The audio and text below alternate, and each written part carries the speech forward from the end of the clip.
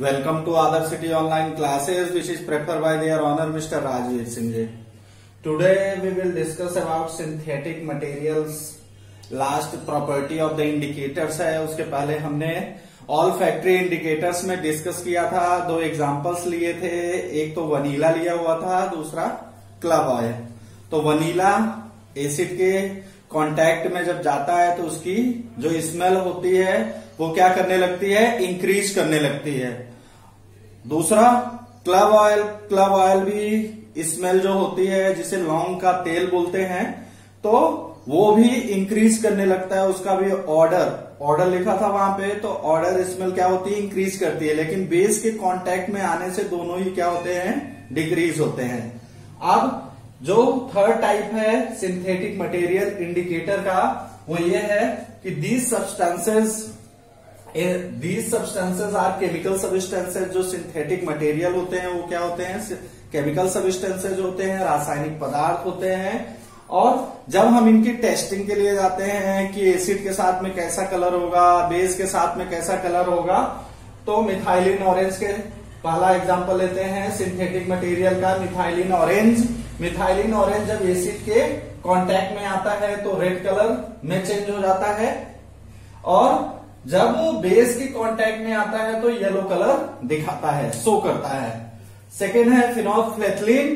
फिनोल्फेथलीन क्या होता है, जैसे एसिड के कांटेक्ट में आता है तो कलरलेस हो जाता है, जैसे हमारा वाटर है कलरलेस है.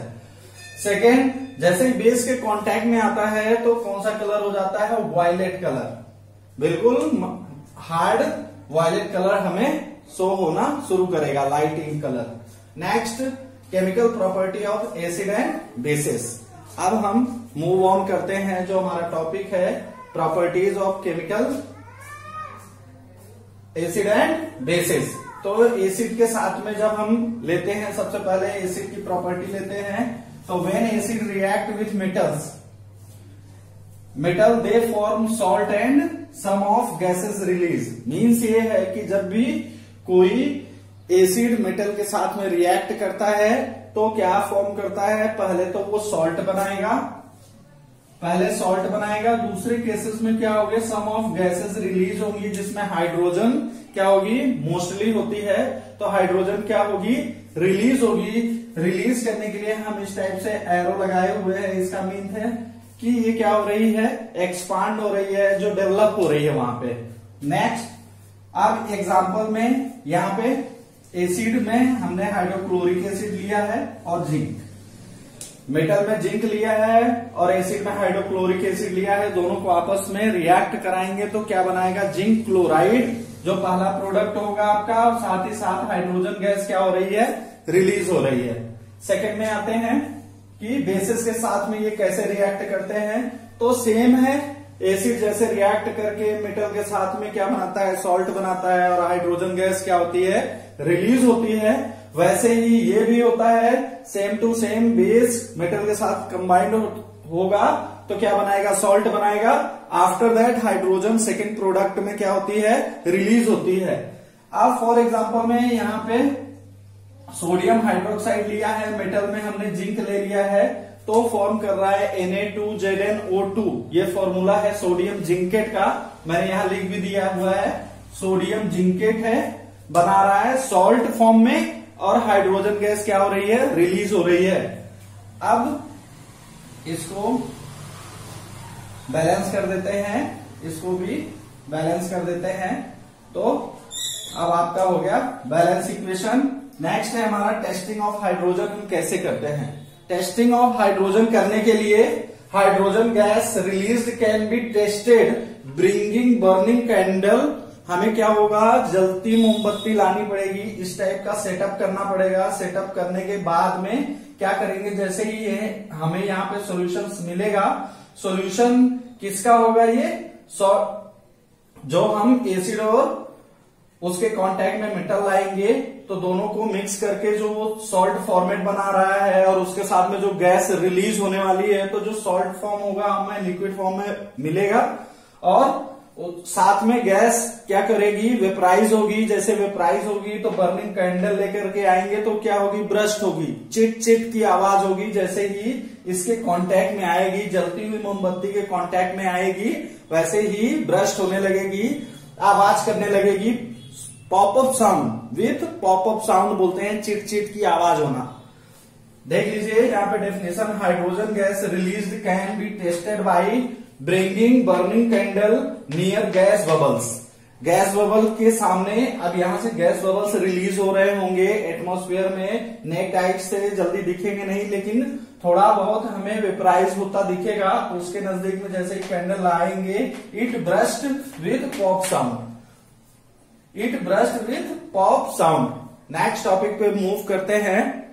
हमारा सोडियम जिंकेट जो हमारा मेटल्स कार्बोनेट है, उसके साथ में हम रिएक्ट कराएंगे, देखेंगे एसिड और बेस की क्या प्रॉपर्टी निकल के आती है।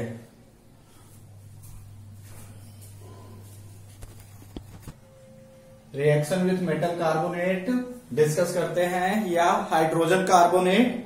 तो मेटल कार्बोनेट के साथ में एसिड रिएक्ट करते हैं तो सॉल्ट, साथ में कार्बन डाइऑक्साइड और वाटर डेवलप करते हैं। कैसे करते हैं, लेट्स सी हियर।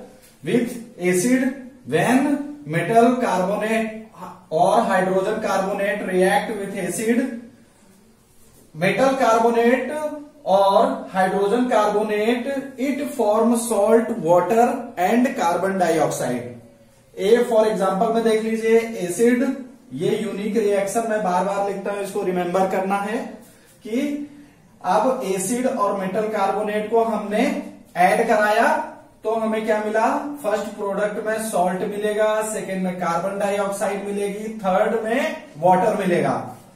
तो रिएक्टेंट में हमने एसिड में ले लिया हाइड्रोक्लोरिक एसिड और उसके साथ में हमने सोडियम कार्बोनेट ले लिया, सोडियम कार्बोनेट, कास्टिक सोडा साथ में मिक्स किया तो ये क्या बनाया, सोडियम क्लोराइड। अब सोडियम क्लोराइड सॉल्ट हो गया हमारा और साथ में जो गैस मिली कार्बन डाइऑक्साइड और सम ऑफ द वाटर। अब सेकेंड में जब हम क्या लेंगे, हाइड्रोजन कार्बोनेट लेंगे तो हाइड्रोजन कार्बोनेट में क्या होता है, सोडियम बाइकार्बोनेट होता है। तो ये क्या है, सोडियम बाइकार्बोनेट, सोडियम बाइकार्बोनेट। अब सोडियम बाइकार्बोनेट हाइड्रोजन कार्बोनेट में हमने लिया तो हाइड्रोक्लोरिक एसिड के साथ में ऐड किया, तो हाइड्रोक्लोरिक एसिड के साथ में ऐड करने से फिर से हमें कॉमन सॉल्ट मिला सोडियम क्लोराइड का, और साथ ही साथ कार्बन डाइऑक्साइड और साथ ही साथ वाटर। ऐसे आप रिएक्ट करते चले जाएंगे, आपको प्रॉपर ये salt carbon dioxide water, proper salt carbon dioxide water देता रहेगा। It's give out. Note point क्या है इसमें कि बेसेस रिएक्ट नहीं करते हैं मेटल कार्बोनेट और हाइड्रोजन कार्बोनेट के साथ, सिर्फ एसिड, ओनली एसिड रिएक्ट करता है मेटल कार्बोनेट या हाइड्रोजन कार्बोनेट के साथ में, बेसेस रिएक्ट नहीं करते। तो यहां बेसेस की कोई प्रॉपर्टी नहीं ऐड होगी। अब हम चलते हैं कि हमें यहाँ पे बार बार CO2 मिल रहा था, तो how can we observe in equation CO2 present, कैसे हमें पता चलेगा कि CO2 इसमें प्रेजेंट है। तो now move on testing of CO2। तो टेस्टिंग ऑफ CO2 में हम क्या करेंगे, लाइम वाटर के साथ में कार्बन डाइऑक्साइड को अगर ऐड कर दें तो हमें पता चल जाएगा कि उसमें कार्बन डाइऑक्साइड प्रेजेंट है या नहीं है। तो carbon dioxide can be tested by passing it through lime water.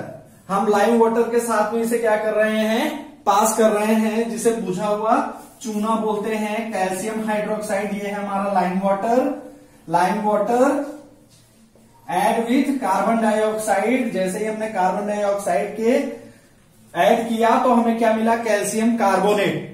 Calcium carbonate जो कलर में हमें दिखेगा मिल्की व्हाइट, कैसा दिखेगा कलर, मिल्की व्हाइट, और साथ में वाटर सोल्यूशन मिलेगा। अब सेकेंड कंडीशन में जानना चाहते हैं कि अगर ज्यादा में कार्बन डाइऑक्साइड ऐड करें, एक्सेस अमाउंट में कार्बन डाइऑक्साइड अगर पास करते हैं तो क्या होता है, what happen when excess carbon dioxide passed. तो excess When excess carbon dioxide is passed, calcium carbonate plus carbon dioxide plus water के साथ ही मिक्स करके हमें कार्बन डाइऑक्साइड पास करानी पड़ेगी, तो क्या बनाएगा? Sodium hydrogen carbonate. क्या बनाएगा? Sodium hydrogen carbonate calcium Ca bracket में HCO3 का CO का होल थ्राइस, यह फॉर्मूला है, इसको हम बोलते हैं कैल्शियम हाइड्रोजन कार्बोनेट, और ये इन द फॉर्म किसमें मिलेगा? कलरलेस होगा। Now let's move on